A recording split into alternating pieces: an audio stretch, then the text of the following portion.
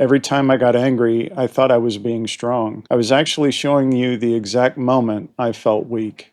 I've been talking to you about specific storms. This one is about anger. And it's one where men feel like they do well, but it's also one of the places they're least honest about. For most men, myself included, anger is a cover emotion. It feels strong when I feel weak, vulnerable, out of control, embarrassed, or caught being wrong. It's a lot easier to come out swinging, to raise my voice, to use language, to take it out on somebody weaker than me, than to admit the thing underneath, which is that I feel small right now. This video isn't about counting to 10. This is about what your anger is actually hiding and the one thing that reliably triggers it. I spent years thinking that I was a victim of the world around me. And eventually I found out that I was the one setting the trap for myself.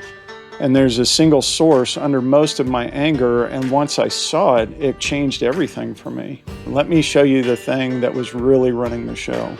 After years and years of trying to control my anger or not get angry in certain situations, I finally understood that most of my anger came from expectations. Something I expected and didn't get, or something I didn't expect.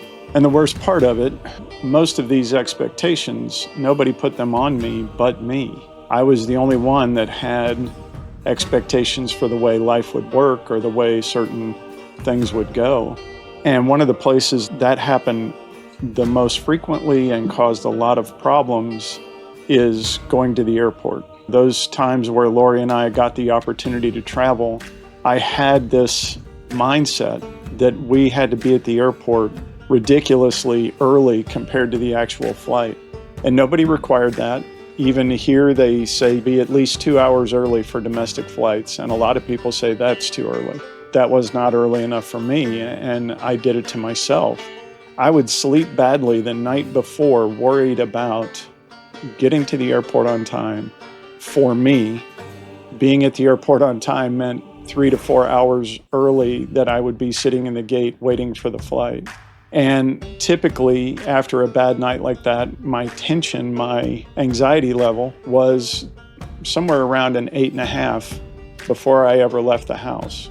And because my anxiety was already so high, my tension was already so high, anything small would push me over. So the start and end of almost every trips we were taking to enjoy ourselves were bad because of me. What's sad or frustrating about this is even though I was early to the airport, my flights would still get delayed. I would still have missed connections. My luggage would get lost. The one time Lori and I were late getting to the airport, we actually got on the next flight and everything was fine. There was always more flexibility in the world around me than I gave it credit for. But I couldn't tolerate that idea of not having some form of control or having some say in what happened to me as a result of my actions. Yet the incredible hypocrisy that I lived with was that I would, especially on the way to the airport, rage at other drivers for being too slow or being too fast, or if they didn't know what they were doing. While doing every one of those things myself, if I was in a new town or I was in an airport that I didn't know, I always had a justification for my driving too fast, too slow, or being confused. And Lori pointed out those double standards quite a few times. It took me a long time to really believe that there was something that I could do about it or something I should do about it. Another area where this came up was talking to tech support. Anytime I had to talk to tech support, I was usually angry before I got on the phone because of my background as a computer programmer, as a technology person. I would get angry that their software wouldn't work the right way or I was having a problem with it. By the time I made the phone call, I had decided they were already doing it wrong. And then when I talked to the people on tech support, I expected them to skip what they were told to do, telling them how to do their job of not following their script, because I knew computers and I had already thought of all the things that they were going to tell me in that script. But they were doing their job. They were following the script the way they were supposed to. But my expectation It was their fault in my head, and they needed to do it my way. The world wasn't failing me. I was walking in with a rule book nobody else had a copy of and getting furious when they didn't follow it. So if those expectations are the trigger for me, what's the anger actually covering? I mentioned it earlier, that lack of control, that feeling of weakness, all those vulnerabilities of not being able to decide where an aircraft is going to be and whether or not it's going to be on time, not having information when I need it, being foolish, being wrong, being responsible for the mess that I created. I didn't want to deal with those things, and so anger helped me feel stronger when those things were going on. And it allows me to take all of those situations and point that anger somewhere else.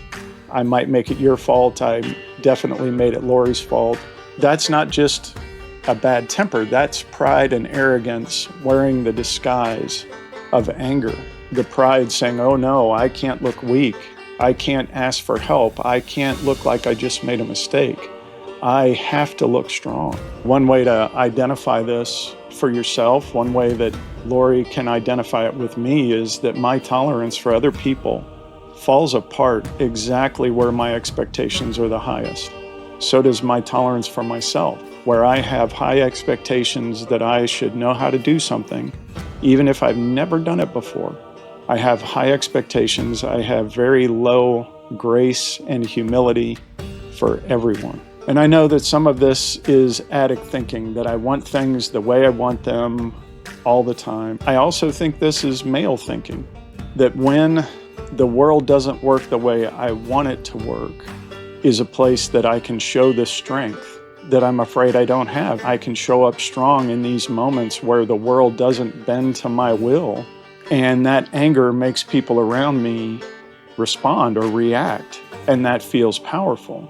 I know that not every man is like this, but a lot of men are, especially the men that I have worked with in the past, when they have lived their lives with the expectation of getting things their way, with that sense of entitlement. And something that took me a really long time to admit is that the most honest place I ever saw this was the place I least wanted anyone to see me. The other problem with this is that anger, when you're talking to a tech support person and you need help with your computer, that anger did more damage because I was not willing to listen. I was demanding that the other person do things my way. I was demanding that they explain things why their system wasn't working the way I expected it to.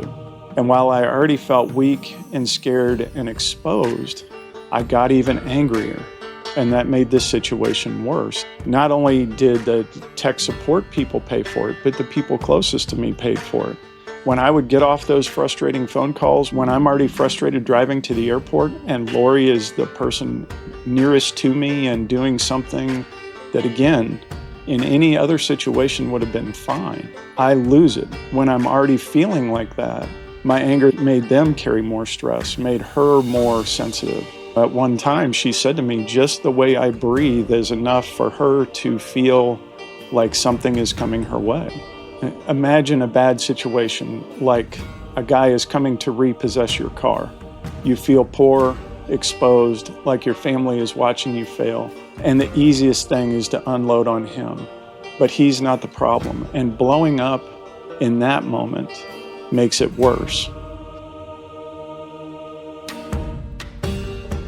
That's when the police show up. That's when the family sees even more evidence that you're not handling things well.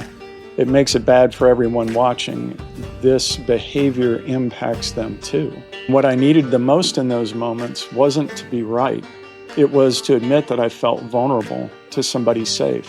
If I had had the circle of support or a mentor, somebody that I could reach out to and say, hey, I'm scared I'm going to miss my flight. I'm scared that I'm going to mess this up. That's where you get help. That's when people will step in to support you. But yelling and screaming and cussing at the people who are trying to help you really doesn't get you the kind of assistance that you need. And when a man is willing to say that he's afraid, when he's willing to say that he's scared, People can step toward that, but they tend to protect themselves from the man who's angry. So how do you actually get out from under this? It's not by trying harder to stay calm. As I said earlier, a big trap that I set for myself was these expectations, that the world would run the way I expect it to run, and assume instead that things generally work out with some speed bumps, and my whole day changes when I'm able to let go of those expectations. I find less to judge in other people and less to judge in myself when I let go of some of those expectations. And it's not to never have expectations. It's okay to have expectations. There's a mature way to handle them though.